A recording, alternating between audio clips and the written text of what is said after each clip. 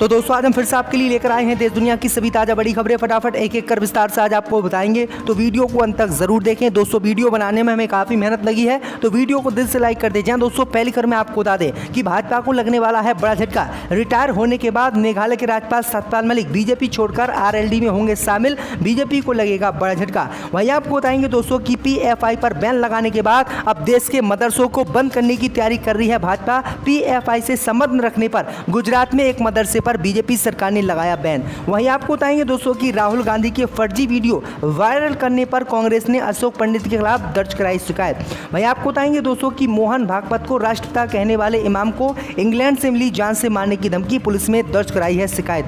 वहीं आपको बताएंगे दोस्तों कि मध्य प्रदेश में मुसलमानों का गरबा पंडालों में एंट्री बैन, पोस्टर भी हिंदूवादी संगठनों ने किए जारी। वहीं आपको बताएंगे दोस्तों कि दिल्ली पुलिस और हिंदूवादी संगठनों को लगा बड़ा झटका। दिल्ली की साकेत कोर्ट ने भड़काऊ भाषण मामले में शरजील इमाम को दी जमानत, देखती रह गई दिल्ली पुलिस। तो दोस्तों सभी खबरों को आपको एक एक कर बताने वाले हैं। वीडियो को लाइक कर चैनल को सब्सक्राइब कर दें और हमें कमेंट करके बताएं कि आपके जिले किस राज्य से हमारी खबरों को देख रहे हैं। इसी बीच पर तो दोस्तों अगली खबर की ओर, तो बीजेपी को लगने वाला है बड़ा झटका। रिटायर होने के बाद मेघालय के राज्यपाल सत्यपाल मलिक बीजेपी छोड़कर आरएलडी में होंगे शामिल। जब दोस्तों आपको बता दें कि मेघालय के राज्यपाल और बीजेपी नेता सत्यपाल मलिक बीजेपी को बड़ा झटका देने की तैयारी में हैं। दरअसल आपको बता दें कि मेघालय के राज्यपाल सत्यपाल मलिक रिटायर होने के बाद बीजेपी छोड़कर आरएलडी में शामिल हो सकते हैं। दरअसल आपको बता दें कि रिटायरमेंट से पहले ही सत्यपाल मलिक बीजेपी और प्रधानमंत्री मोदी के खिलाफ मोर्चा किसानों को लेकर खोले हुए हैं। वो प्रधानमंत्री मोदी पर किसी न किसी तरह के आरोप और हमले करते रहते हैं। अगले 3 अक्टूबर को यूपी के शामली में होने वाले किसान सम्मेलन में वो राष्ट्रीय लोक दल के राष्ट्रीय अध्यक्ष जयंत चौधरी के साथ मंच साझा करेंगे। सूत्रों की माने तो सत्यपाल मलिक राज्यपाल के पद से रिटायर होने के बाद राष्ट्रीय लोक दल में शामिल हो सकते हैं। सत्यपाल मलिक 2024 का लोकसभा चुनाव लड़ने की मंशा रखते हैं। उनकी निगाहें जाटलैंड के शामली जिले की कैराना लोकसभा सीट पर है, जो मौजूदा समय में बीजेपी पार्टी के पास है। तो ये बड़ी अपडेट आ रही दोस्तों। इसी बीच पर तो दोस्तों अगली खबर की ओर, तो पीएफआई पर प्रतिबंध लगाने के बाद अब मदरसों पर प्रतिबंध लगाएगी बीजेपी सरकार, कर ली तैयारी शुरू। या दोस्तों आपको बता दें कि केंद्र की मोदी सरकार ने मुस्लिम संगठन पॉपुलर फ्रंट ऑफ इंडिया समेत उससे जुड़े 8 संगठनों पर 5 साल का प्रतिबंध लगा दिया, जिसके बाद अब बीजेपी पीएफआई पर प्रतिबंध के बाद मदरसों में प्रतिबंध लगाने की साजिश रच रही है। दरअसल आपको बता दें कि इसका खुलासा आज गुजरात से हुआ है। दरअसल आपको बता दें कि गुजरात पुलिस और एटीएस ने आज एक मदरसे पर बड़ी कार्रवाई की है। दरअसल आपको बता दें कि गुजरात पुलिस ने पीएफआई से संबंध रखने के आरोप में गुजरात में एक मदरसे पर बैन लगा दिया है और इस मदरसे को सील कर दिया है, जिसके बाद अब आशंका जताने लगी है दोस्तों कि पीएफआई की तरह देश के कई मदरसों पर बीजेपी सरकार प्रतिबंध लगाएगी और प्रतिबंध लगाकर उन्हें बंद करेगी। तो ये बड़ी अपडेट आई दोस्तों कि पीएफआई के बाद अब मदरसों पर प्रतिबंध लगाने की बीजेपी तैयारी कर रही है और अगला टारगेट देश के मदरसे बीजेपी के हैं। इसी बीच पर तो दोस्तों अगली खबर की ओर, तो राहुल गांधी का फर्जी वीडियो वायरल करने पर कांग्रेस ने अशोक पंडित के खिलाफ दर्ज कराई शिकायत। या दोस्तों आपको बता दें कि फिल्म निर्देशक अशोक पंडित ने बीते दिनों एक ट्वीट किया था, जिसमें उन्होंने राहुल गांधी पर तीखी टिप्पणी की थी। अब उस ट्वीट को लेकर दिल्ली कांग्रेस ने अशोक पंडित के खिलाफ फर्जी खबर फैलाने के आरोप में शिकायत दर्ज कराई है। पार्टी का कहना है कि अशोक पंडित ने कथित तौर पर राहुल गांधी के बारे में फर्जी खबरें फैलाई हैं। फिल्म निर्देशक को घेरते हुए कांग्रेस पार्टी ने शिकायत में कहा है कि अशोक पंडित ने समूहों के बीच नफरत पैदा करने की मंशा से जनता को भड़काने का काम किया है। उन्होंने अपराध किया है और ये अपराध आईपीसी और अन्य कानूनी प्रावधानों के तहत दंडनीय है। बता दें कि अशोक पंडित ने कुछ वीडियोस के साथ ट्वीट किया था। राहुल गांधी ने आरती करने से इनकार कर दिया। कारण स्पष्ट है, इस ट्वीट को उन्होंने बाद में हटा दिया था, लेकिन अब इसी ट्वीट को लेकर उन पर एफआईआर दर्ज हुई है। इसी बीच पर तो दोस्तों अगली खबर की ओर, तो दिल्ली दंगों को लेकर शरजील इमाम को मिली जमानत, हिंदूवादी संगठन और दिल्ली पुलिस को झटका। जब दोस्तों आपको बता दें कि नागरिकता संशोधन कानून को लेकर 2019 में दिल्ली में हुए सांप्रदायिक दंगों को लेकर आज हिंदूवादी संगठन और दिल्ली पुलिस को बड़ा झटका लगा है। दरअसल आपको बता दें कि दिल्ली की साकेत कोर्ट ने भड़काऊ भाषण मामले में शरजील इमाम को जमानत दे दी और 30,000 रुपये का मुचलके के ऊपर ये जमानत दी गई है। दरअसल आपको बता दें कि शरजील इमाम पर आरोप लगे थे कि उन्होंने इस्लामिक यूनिवर्सिटी में जाकर भड़काऊ भाषण दिए थे और देश के कई राज्यों को भारत से अलग करने की धमकी दी थी और की वजह से ही दिल्ली में नागरिकता संशोधन कानून को लेकर आंदोलन चला और दंगे भड़के। दरअसल आपको बता दें कि जब भी शरजील इमाम कोर्ट से जमानत मांगने के लिए जाते थे तो दिल्ली पुलिस उनकी जमानत का विरोध करती थी। दिल्ली पुलिस के साथ साथ हिंदूवादी संगठन भी उनकी जमानत का विरोध करते थे।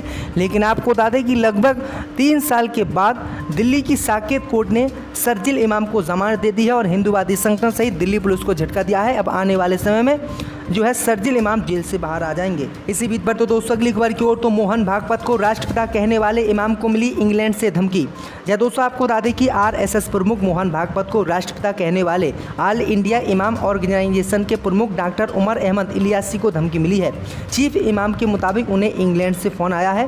डॉक्टर उमर अहमद इलियासी ने कहा है कि एक शख्स ने पहले फ़ोन कर नाराज़गी जताई, फिर अपशब्दों का प्रयोग किया और धमकी दी। चीफ इमाम ने सोशल मीडिया पर भी धमकी मिलने की बात कही है। हालांकि धमकी के बावजूद चीफ इमाम अपने शब्दों पर कायम है। इमाम ने कहा है कि मोहन भागवत को उन्होंने बुलाया था, उन्हें राष्ट्रपिता और राष्ट्र ऋषि बोला था। इन शब्दों को वह वापस नहीं लेंगे, परिणाम चाहे जो भी हो। चीफ इमाम ने कहा है कि उन्होंने थाने में धमकी को लेकर शिकायत दी है और सरकार और एजेंसियों को इसकी जानकारी दी है। आपको बता दें कि चीफ इमाम के पास पहले से ही सुरक्षा मौजूद है। तो ये बड़ी अपडेट आ रही दोस्तों। इसी बीच पर तो दोस्तों अगली खबर की ओर तो मध्य प्रदेश में गैर हिंदुओं को गरबा पंडालों में एंट्री नहीं, पोस्टर हिंदू संगठनों ने किए जारी। या दोस्तों आपको बता दें कि मध्य प्रदेश के बड़े हिस्से में गरबा पंडालों में मुसलमानों की एंट्री को आज बैन कर दिया गया है। इतना ही नहीं, उज्जैन में तो परिचय पत्र देखने के साथ तिलक भी लगाया जा रहा है। इसके अलावा मुसलमानों के प्रवेश को प्रतिबंधित करने वाले पोस्टर भी हिंदूवादी संगठनों ने लगाए हैं। राज्य में नवरात्र पर्व शुरू होने से पहले ही गरबा स्थलों में प्रवेश को लेकर बहस हो गई है शुरू। राज्य की सांस्कृतिक मंत्री उषा ठाकुर ने तो गरबा पंडालों में प्रवेश के लिए परिचय पत्र को अनिवार्य किए जाने पर जोर दिया है।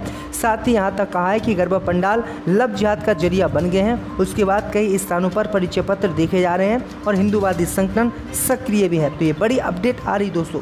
इसी बीच में तो दोस्तों अगली खबर की ओर तो ईवीएम पर सवाल उठाने वाली पार्टी को सुप्रीम कोर्ट ने लगाई फटकार, लगाया 50,000 रुपये का जुर्माना। या दोस्तों आपको बता दें कि सुप्रीम कोर्ट में आज कई अहम मुद्दों पर सुनवाई हुई। इस दौरान कोर्ट में ईवीएम पर सवाल उठाने वाली एक याचिका पर सुनवाई की गई। इस मामले में सुप्रीम कोर्ट ने राजनीतिक पार्टी को फटकार भी लगाई और जुर्माना भी लगाया। वहीं दूसरी ओर नए संसद भवन पर बने अशोक स्तंभ से जुड़ी याचिका भी थी। याचिकाकर्ता को सुप्रीम कोर्ट ने कहा कि ये बस उनका मानना है। यहाँ पर शुक्रवार को सुप्रीम कोर्ट में ये बड़ी सुनवाई हुई। दरअसल आपको बता दें कि सुप्रीम कोर्ट में ईवीएम से चुनाव पर रोक लगाने की मांग की गई थी और कहा था कि वैलिड पेपर से भारत में चुनाव हो, क्योंकि विकासशील देश सभी ईवीएम से चुनाव ना कराकर जो है वैलिड पेपर से चुनाव कराए जाते हैं। इसलिए वैलिड पेपर से देश में चुनाव हो, क्योंकि बीजेपी ईवीएम से गड़बड़ी करती है। और इसी सवाल पर सुप्रीम कोर्ट भटका और सुप्रीम कोर्ट ने फटकार लगाई और 50,000 रुपये का जुर्माना भी जो है पार्टी पर लगाया है। इसी बीच पर तो दोस्तों अगली खबर की ओर तो भारत जोड़ो यात्रा के दौरान कर्नाटक में बोले राहुल गांधी, संसद में कुछ बोलना चाहें तो बंद कर दिया जाता है हमारा माइक। या दोस्तों आपको बता दें कि कांग्रेस की भारत जोड़ो यात्रा 532 किलोमीटर की दूरी तय कर चुकी है। इसके साथ ही यात्रा आज कर्नाटक में प्रवेश कर गई है। यात्रा ने केरल राज्य को पूरा करने के बाद आज कर्नाटक में प्रवेश किया है। यात्रा आज चामराजनगर के ऊटी कालीकट जंक्शन से शुरू हुई। इस यात्रा को 3038 किलोमीटर की दूरी और तय करनी है। कर्नाटक में यात्रा का प्रवेश करते ही सांसद राहुल गांधी ने कहा कि इस पद यात्रा का लक्ष्य आपको सुनना है। लोकतंत्र में संस्थान है जिसे विपक्ष के लिए बंद कर दिए गए हैं। संसद में माफ़ कीजिएगा, संसद में कुछ बोलना चाहें उधर हमारा माइक बंद कर दिया जाता है। विपक्ष के नेताओं को गिरफ्तार किया जा रहा है। हमारे पास यही रास्ता बचा है, इसलिए हमने जो है भारत जोड़ो यात्रा शुरू की है। तो राहुल गांधी ने ये गंभीर आरोप बीजेपी पर लगाए कि हमें बोलने भी संसद में नहीं दिया जाता। अगर हम बोलते हैं तो हमारे जो है माइकों को बंद किया जाता है। पर तो दोस्तों अगली खबर की ओर तो भारत ने नेपाल से पाकिस्तान चीन के नागरिकों को बॉर्डर से प्रवेश करने पर बैन लगाने की मांग। या दोस्तों आपको बता दें कि नेपाल के 5 दिवसीय दौरे पर आए एसएसबी के महानिदेशक डॉक्टर सुजाय लाल ने नेपाल के सशस्त्र पुलिस बल के महानिरीक्षक राजू आर्य के साथ औपचारिक मुलाकात के दौरान अनुरोध किया है कि सीमा सुरक्षा प्रबंधन और समन्वय पर नेपाल भारत की 6ठी बैठक को आयोजित किया गया है। वहीं आपको बता दें कि मोदी सरकार ने नेपाल से मांग की है कि नेपाल पाक चीन के नागरिकों को बॉर्डर से प्रवेश करने पर रोक लगाए। अब देखते हैं कि नेपाल मोदी सरकार किस बात को मानता है या फिर इसी बीच पर तो दोस्तों अगली खबर की ओर तो ताजमहल को शाहजहां ने बनवाया, ऐसा कोई प्रमाण नहीं, सुप्रीम कोर्ट में याचिका दायर। या दोस्तों आपको बता दें कि ताजमहल का निर्माण मुगल बादशाह शाहजहां ने करवाया, ऐसा कोई प्रमाण उपलब्ध नहीं है। सुप्रीम कोर्ट में ताजमहल के वास्तविक इतिहास का अध्ययन करने, अस्तित्व में से संबंधित विवाद को खत्म करने, उसके इतिहास को पारदर्शी बनाने के लिए फैक्ट फाइंडिंग कमेटी बनाने की मांग के साथ सुप्रीम कोर्ट में एक याचिका दायर की गई है। याचिकाकर्ता डॉक्टर रजनीश सिंह का कहना है कि भले ही ऐसा कहा जाता है कि ताजमहल का निर्माण मुगल सम्राट शाहजहां ने अपनी पत्नी मुमताज महल के लिए 1653 तक 22 वर्षों की अवधि के दौरान कराया था, लेकिन इस तथ्य को साबित करने के लिए कोई वैज्ञानिक प्रमाण नहीं है। इसलिए इसकी जांच होनी चाहिए कि ताजमहल को शाहजहां ने बनवाया भी था या फिर नहीं। तो इसी को लेकर सुप्रीम कोर्ट में याचिका दायर की गई है और इसकी जांच कराने की मांग की गई। अब देखते हैं सुप्रीम कोर्ट इस पर क्या फैसला सुनाता है।